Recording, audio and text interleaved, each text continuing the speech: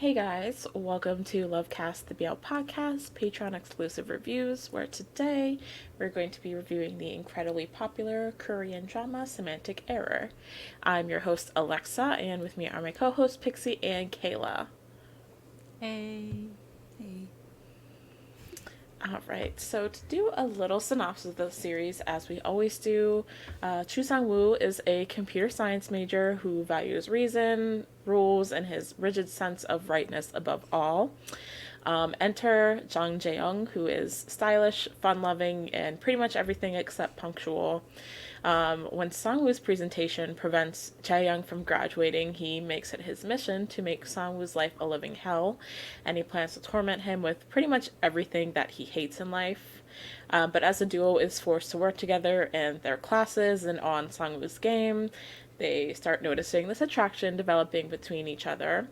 Sangwoo, who doesn't know how to handle an error that disrupts his logical life, kind of runs away from things, and Jang Jae Young doesn't know how to handle Sangwoo, who seems more like a robot than a human.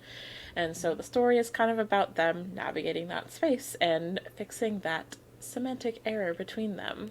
Semantic Error is available for international fans on Viki and Gaga Ulala, both requiring a subscription to the platforms. All right. Yeah, I know that this is like such a well loved show, so everyone just wants to start going in with their thoughts. So I rewatched it yesterday, no, Thursday and today, like, because I wanted to make sure I remembered all the details. And um, I will say, like, rewatching it, it did uphold, like, the same sense of, like, what's the word I'm looking for? Like, I was still gushing in the same way and kind of, felt the same attachment to the characters that I did when I first watched the series. So it definitely, I don't often rewatch things, but like I wanted to just because I wanted to make sure I had all the details for this. And a lot of times I don't rewatch things because I feel like if I rewatch it, it kind of loses the same sense of love and whatever feelings I had about it that I initially had when I watched it. But for this one, I feel like it definitely still felt the same watching it again, even though obviously, I was aware of how the plot was going to go. I still had a lot of those same feelings of like excitement and giddiness while I was watching it again. Yeah. I mean, the thing that stands out to me the most about the show is that it's very well paced. Even though it's like one of the shorter ones, um, it still tells a story without becoming confusing at times. There's no elements in it that don't belong, or you feel at moments that you're missing out on something, like what happened here, but everything seemed very balanced. Yeah. Especially compared to most of the other Korean BLs, which I think often struggle with the pacing because of the short episode format. So this one was like very pleasantly surprising in going into it for the first time, and that things did feel very cohesive and the story flowed very well. Yeah. I guess I'll start with the. I'm afraid. I guess I'll start with the positive. Oh my god. Heather's gonna quit the podcast. No, it's nothing bad. It's like, well, I love the concept of the whole opposites attract type thing, where you have someone who is so like prim and proper, and then you have this person who is more chaotic that just like comes into their life and turns everything upside down. I really love that dynamic between the characters, and I think for me, I really liked how they depicted the main character's obvious neurodivergence, and um, how that plays into him trying to, I guess, I don't know if the word is like assimilate or just like get used to being around someone who is not so like plan oriented and who Yeah. doesn't, who just like kind of goes with the flow because he's so different from that. So I feel like that whole dynamic between the characters I really loved. And I think for me, the best part of this series was their chemistry. Like, they have really great chemistry on and off screen. And they just like work so well together. And I love that they have a genuine friendship off screen. Yeah. So I would say that was the most impressive part of the series for me, was seeing how well they did together as a couple. Yeah. But what I don't like about the series is actually what I thought I would like, and I don't like the plot. I don't like the plot. I remember I had mentioned when I did my March Madness live stream that I was so bored. I kept going on my phone. I was so bored. I felt like I couldn't feel the heart of the show. It felt like I was just watching. It just felt like okay to me. Like, I didn't like it. I didn't love it. I didn't hate it. It just felt okay. And like, basic That's sort of the to same me. feeling I had watching Bad Buddy. Yeah. Yeah, so it's like there wasn't anything that I disliked about it. I think it wasn't my cup of tea in particular.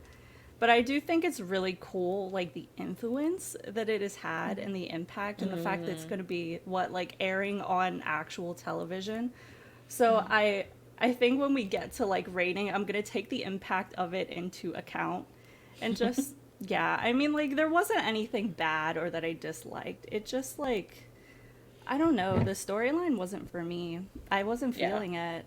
Have you Did you- read the manhwa? No. No.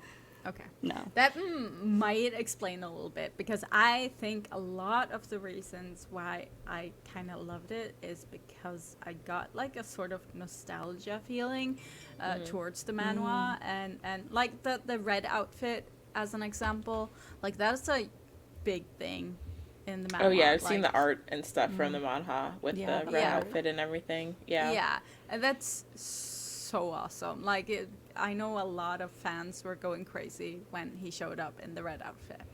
So, I mean, I kind of, there are things that were changed from it. Yeah. But, like, the general stuff, like the big stuff, are the same. But like in the manhwa, you don't have them living next door to each other. They have some scenes in Sang-woo's bedroom that aren't in the actual series. And I think the character of Sang-woo is a lot more fearful in the manhwa than in the series. In the series, he kind of comes off as he doesn't care. Yeah, definitely. But in the manhwa, he's actually afraid of Jae Young. Like you can, the author, or what do you call them? Artist really Both. like shows off how his inner thoughts are actually like, okay, I need to avoid this man, and he's skipping classes and everything just to avoid him because he's afraid of him, because he's coming off really, really aggressive in the manhwa. Yeah. I mean, I think that it speaks very well to like neurodivergency, and like if you have this person or this thing that is coming into your life and like repeatedly trying to disrupt the routine that you have that like makes it possible for you to function in life, I can understand how that would be like.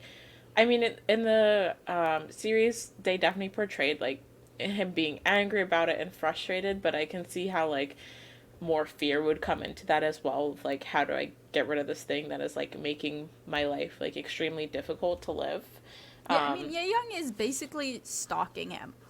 Yeah, and Yeah. like tormenting him on purpose. Aggressively stalking him. And he's buying out all his favorite drinks. He's wearing red, which is his like most hated color. He takes us to It's all like- of his classes. It's warfare.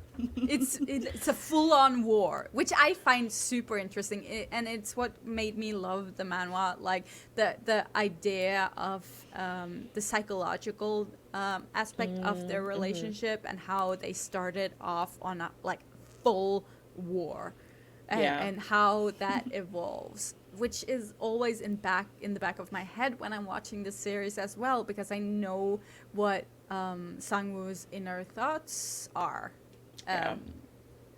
compared. So I think a lot of my love for the show also comes from reading the manhwa, and because I absolutely 100% like really love this show. Like it's right underneath to my star. Like right underneath. Right underneath. Yeah. I can understand like how Kayla would feel about the plot, but I also like, I don't know, Kayla, did you binge watch it or were you watching it week by week? I watched it week by week, and then I fell off, and then just recently finished it. Like the last two episodes, I think. Yeah. I think maybe that would have helped, because like I binged it both times, and like I can see like I don't at the end of the day it just comes down to preference, because like Pixie was saying, like, you know, that was one of the things that made Bad Buddy not as enjoyable for you, and you know, it kind of just like depends on person to person. But I think when it comes to like those shorter shows, for me it's definitely easier to enjoy them as a binge watch, and I think that's why I probably like it's not my favorite Korean BL. I liked it a lot, but you know, there's stuff that's come out even since then that I've liked better. But yeah, I think binge watching it really helps for me. And I think, you know, it's kind of similar to Bad Buddy, where that like, and when something is getting so much hype, like you feel like you're like not right if you're not enjoying it the same way that everyone else is. So, you know, we're always all about preference here, and you like what you like, and not everyone has to love everything. But yeah, I liked it a lot. I think I've been a fan of like Soham. Like I was a pretty hardcore K&K stan back in the day when they were still actively promoting, but that was like, this is my first project that I've seen him acting in. So I really liked seeing him acting, and I feel like the character of Jae Young fits his personality really well, and he did a great job embodying that kind of like frivolous, cheeky, doesn't really give a fuck about anything, but like gets like this one thing that kind of edges its way into his like no care about anything kind of lifestyle, and changes that. I think Soham really did a great job with his character. And Jae-chan did great as well. I'm not super familiar with his K-pop group. I didn't really know of him before the series, but he did really great as well. Like hearing you talk about the manhwa, I feel like maybe it could have benefited from seeing a little more of his inner monologue, but you know, time restrictions and that kind of stuff doesn't always translate well over to like the series medium. But I do like the way that they incorporated like specifically some of those shots of like him going through his routine and then trying to like rework his routine basically around Jae Young, and kind of trying to bring that normalness back in amidst Jae Young like pestering him constantly. So I do think, you know, they did a good job of trying to showcase it in a way where they couldn't like obviously give us his internal monologue, you know, in the way they can in a manhwa, but I think they kind of had their ways of working it in, which I thought were pretty good. Yeah, I find it really interesting how smoothly they went from Ye Young being like this disruptive factor to Ye Young being need to be there kind of thing for Sang Woo to function. Yeah. I think the transition there was just so smooth, and I'm a little bit sad that they didn't go into more detail about Sang Woo's difficulties with accepting his sexuality, because that's a huge thing in the manhwa, and it goes like it's a it's a long thing. Like Yeah. it's there's a lot of it, and in the series, I felt like they kind of rushed through it. So I would have liked more of that. But as a whole, I just think they made it so smooth. And for me, this was like the aggression kind of storyline fits me so well. So I didn't have a single moment where I felt bored. But I also think that has a little bit to do with that, like, I kept seeing things that I recognized Yeah. from the manhwa. Yeah. Kind of had I those, think like, I would feel pieces differently that are if in I there read the for manhwa too. manhwa readers. Yeah. Yeah. Yeah, because they put in a lot of like details, and I kept looking for them, and I also kept noticing what they did differently, like the scene where they're doing the skit on stage in the French costume. That was in the manhwa Chinese costumes, and I think for Chinese language, not French. So they kind of did a lot of like small changes, and in the manhwa, Sang Woo has a job, and that job centers a little bit around their relationship, and that's just been taken out for the series. So there's like, yeah, but I still think they did a good job at adapting it, because you can't just adapt something Directly, or, like yeah. it's in the word, you need to adapt it Yeah. for television. So it's a different medium, so yeah, and I think they did good choices for that. Yeah. I think if I had one gripe I had with the series, it would have been like the very, very end, like the last episode, the way they wrapped up like the whole Jae Young going to study abroad thing, or going to the Dex, whatever, the designer job that he got abroad. I feel like the way they wrapped that up just felt like the tiniest bit rushed to me. Like it was kind of like, oh, he was planning to go abroad, and then Sang-woo came and like kind of, you know, confessed to him despite everything, and then they were together, but he was still going abroad. And then there was like the after credit scene, which like I wasn't quite sure what was going on there. Like, did he go abroad? Yeah, Did he that come after back? credit scene was 100% for the manhwa fans. Yeah, okay. So, because I was kind of like out of the I didn't really get the context of it, but like I enjoyed the like scene overall. The folder he goes into with the pictures, that's introduced like in the first chapters of the manhwa, like the first Interesting. pages. I mean, they did Or have like not the that first, scene like, of when like, he- yeah. That's the scene in the manhwa when Sang-woo realizes that he actually has feelings for Jae Young. Yeah, and they kind of He did starts that, saving like, all the when pictures he in was the saving folder. his Instagram photos, like, they did their kind of own version of that, but, yeah, I think just, like, the transition from, like, that confession scene, at the, where he's, like, running and bikes to find him, and then they're, like, in a park or whatever, and then that was kind of, like, the end, and then there was, like, the after credit scene. It just felt like not quite as much resolution around, like, the whole, Jae Young going abroad thing, because that was what stopped Sang-woo from confessing originally that he wanted to do his 2-week trial, and then I just felt like it didn't quite all transfer as smoothly for me as the rest of the series, but like I still really like the way that it wrapped up. Yeah. I mean, I do think they were kind of leaving room for a season 2, because the manhwa's not finished yet, There's right? more to this. Yeah. It's not finished. There's more to the story. Yeah. So obviously, I think it's more not that they are making room for season 2. I think it's more that they just weren't sure how to finish it, since it's when an it's ongoing not a finished story. Yeah. It's not like makes the sense. manhwa isn't wrapped up in a bow, so they don't have the material to actually wrap it up in a pretty bow. So Yeah, that makes sense. That does kind of explain things more. And I mean, I know I know both of, like, Jae-chan and So-hum have said, like, after So-hum comes back from the military, they would be more than happy to, like, continue the story. So I think kind of even if they never plan to do a season 2, kind of, like, leaving that open-ended feeling of, like, it could continue, you know, like, the series ended where their relationship had, like, kind of just began. And so I feel like maybe they did kind of do that on purpose to kind of give that there's so many places it can go from here feeling. So it does make sense when you think about it in terms of like the manhwa not being finished. Other than that, I just really liked the production. I liked the colors that were being used. I liked that it was sort of The production like the quality red was really colors nice. and Yeah. everything like being a little bit aggressive, and how the colors changed over time, and yeah.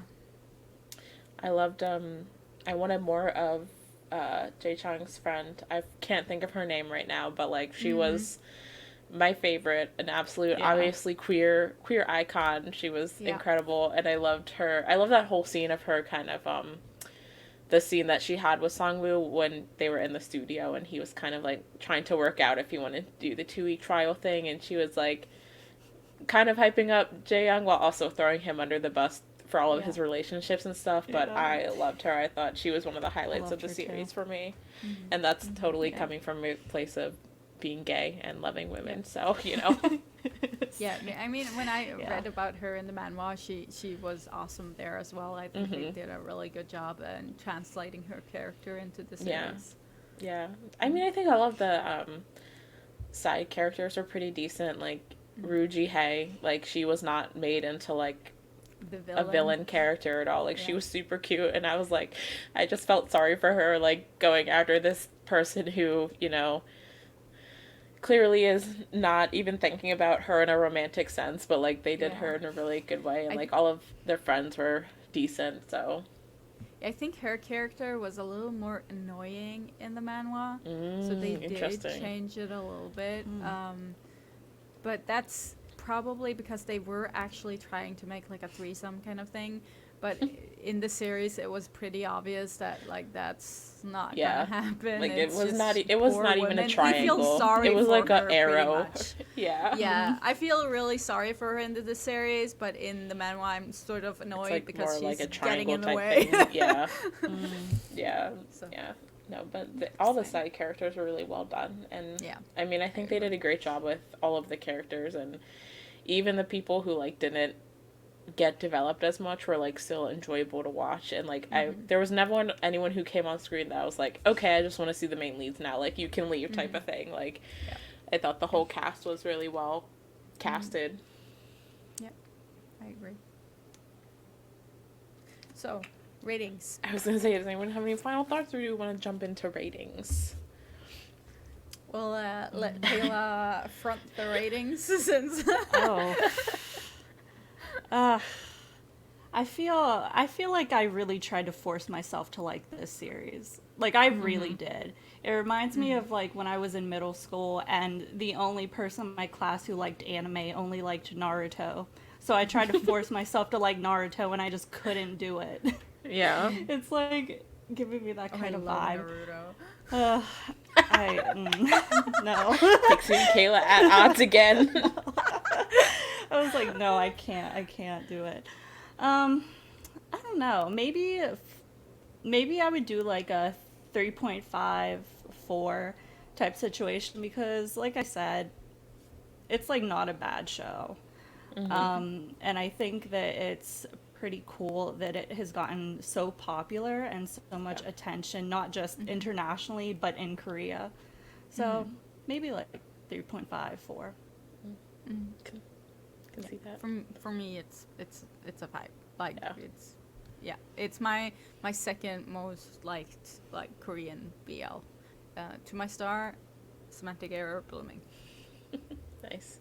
Yeah, I feel like I was gonna say a 4.5 because I watched Blooming like right after I watched this, and Blooming just kind of like threw everything out of the way. Like but I mean, like it's more Blooming your style, literally. too. Yeah, Blooming is more my style. Like I mean, it makes sense style wise. I feel like our ratings for this kind of work, but I really really liked it overall. Like I don't like, besides like my tiny little quip about like the ending felt a bit rushed to me, like I thought overall was a very great series and I enjoyed watching it. So yeah, I'll give it a solid like 4.5.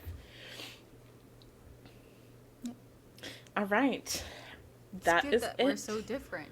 Yeah, exactly. You know, like we don't all have to like everything we watch, and we don't all have to agree on liking the same Yeah. things. Although, But like, now Heather is gonna come in and murder both of you. Heather's gonna come fight Kayla after he finishes recording.